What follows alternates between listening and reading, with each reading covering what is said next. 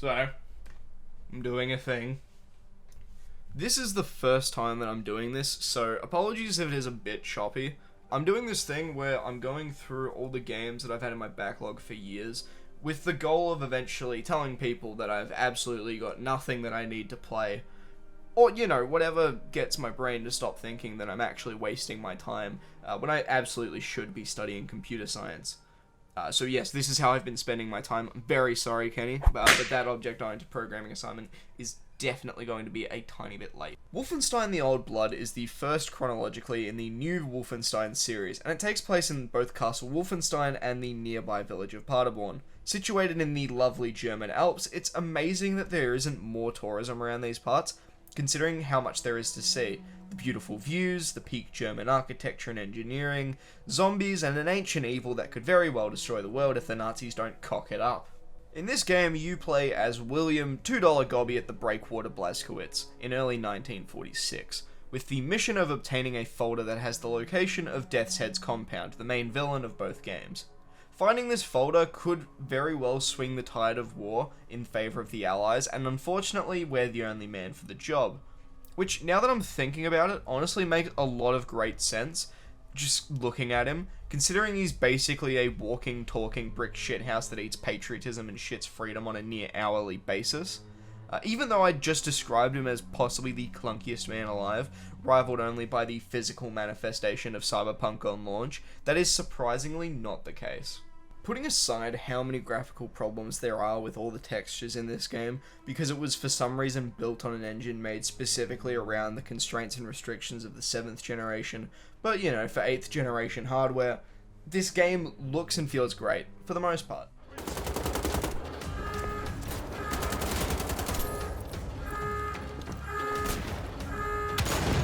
Despite being built like Arnold in his best years, William Sloppy McToppy Blazkowicz feels as light as a feather to control. Being able to sprint from end to end of each level with no hindrance to aim or control is a blessing to say the least, allowing the player to rip and tear through enemies and keep the blood pumping through great action set pieces, or be quick and nimble in satisfying stealth combat with throwing knives and weighty melee takedowns using the pipe.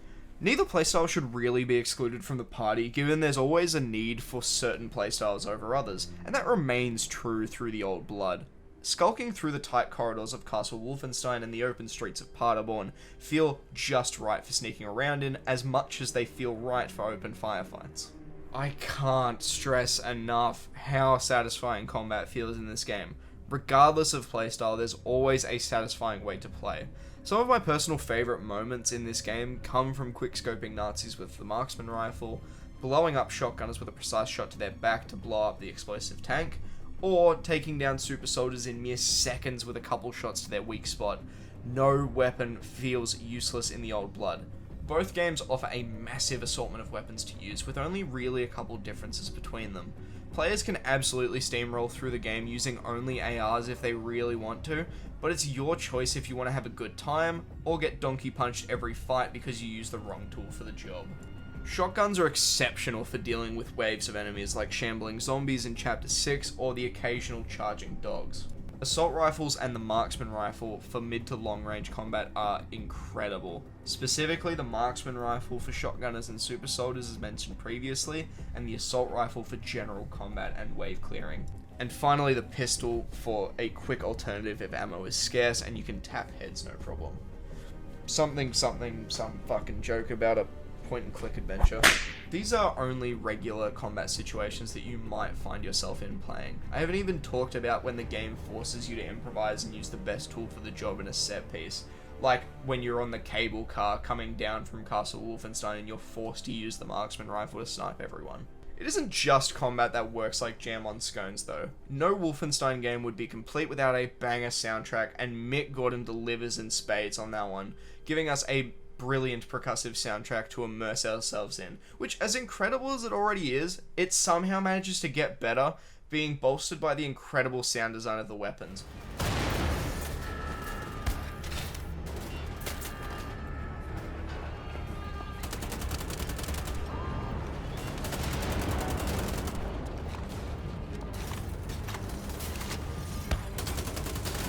No sound feels out of place here. While all the guns feel like they do a powerful enough amount of damage, they also need to feel like they have the right sound attached to them for the role that they play. Sure, the pistol may be able to one-shot most enemies to the head, no problem, but it would be pretty jarring if it sounded like a railgun or a Barrett 50 cal when shot. I want to be erect when I use a gun that feels right, not flaccid and overcome with shame, because my pistol that sounds like a Magnum gave someone a hickey instead of a hole in their chest. Sound design overall is some of the best I've heard in a linear action game in a long time, and that's saying something considering how long it's been since it came out. The subtle piercing ring when you take out commanders with the backdrop of the level ambience created by Mick is simply masterful. When action set pieces happen and plans go awry, and the soundtrack begins to swell with bullets flying everywhere, it just gives me a warm and fuzzy one to say the least.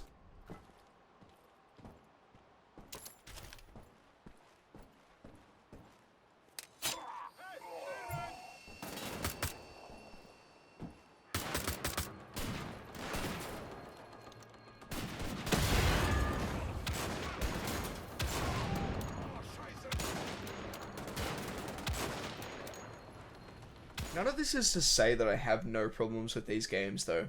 The aforementioned and subsequently ignored visual problems with this game being built to run on consoles that could barely handle Sonic 06 and Bayonetta respectively is a massive one. Not to mention the horrible crashing bugs, which is more so New Order than the Old Blood, but it's still worth mentioning for both.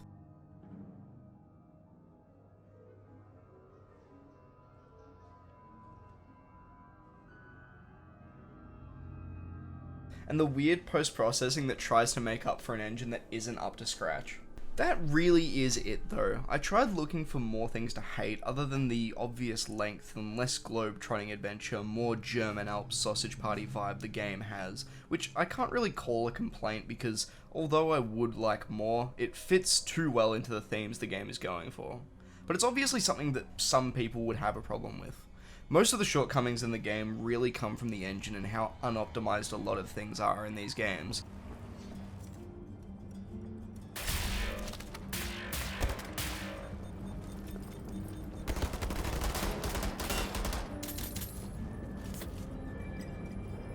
This extends to New Colossus as well, despite being a completely new iteration of the engine, but I'll savor that for my next video.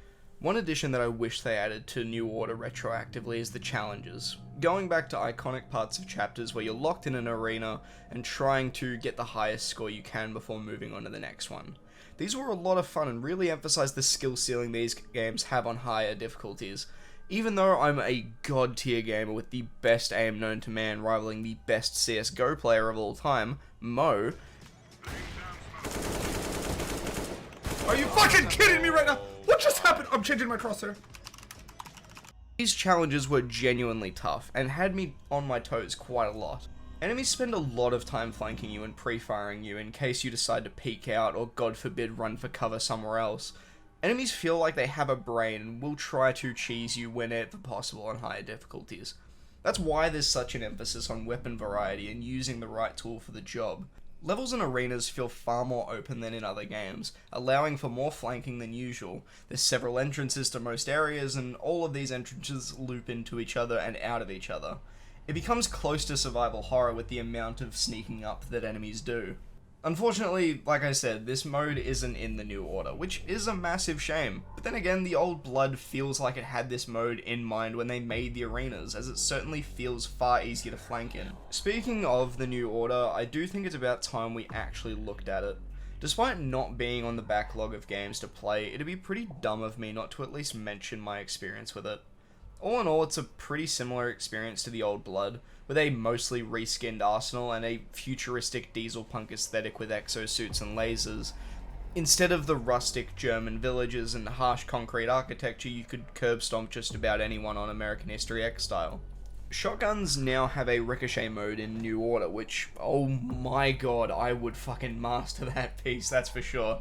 I don't think there is a better feeling in this game than clearing a cluster of enemies without even seeing them once, just because you kept your high school trigonometry skills in check. That is a high that I don't think a game has forced out of me in a very long time, which is then immediately followed by a steep drop because the game decided that you were having too much fun and decided to spawn 2 shotgunning cunts in heavy armor to punch you down and kill your dog. Get here quickly.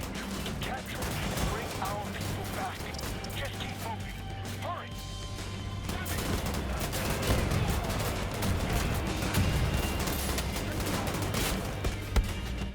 Thank Christ Machine Games had the forethought to make the explosives on the backs of these fuckers kill them instantly in Old Blood, because they had my balls in a vice every single time they showed up in the New Order.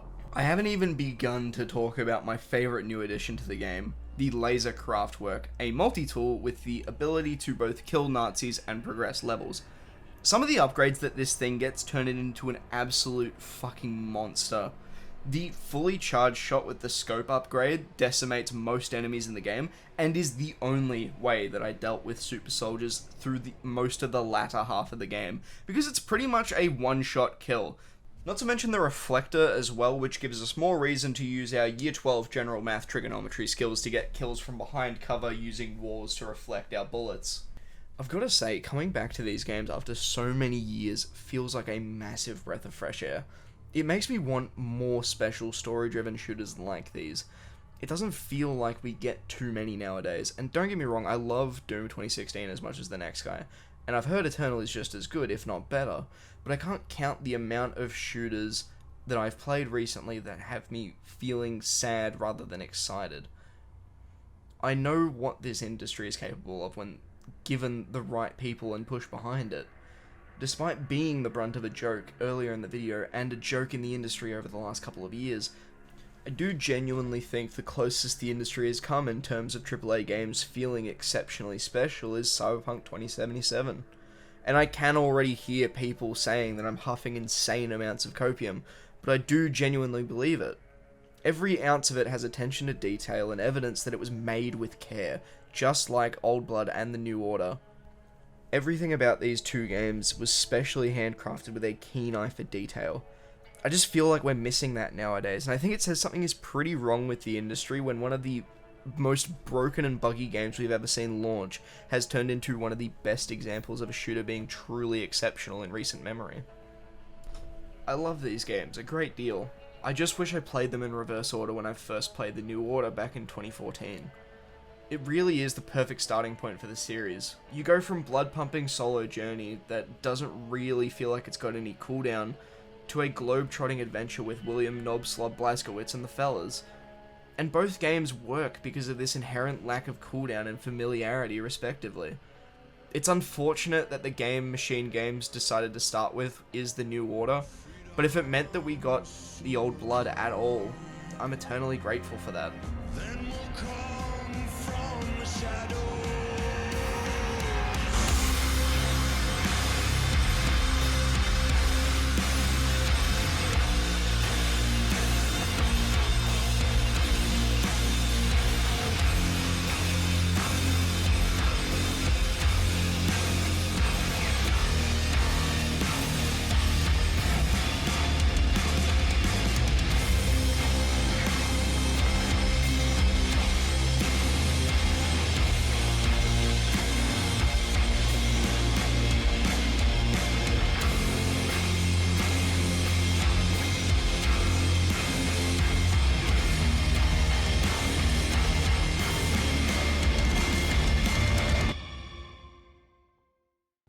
Just a massive fucking shame that they decided to keep going after these.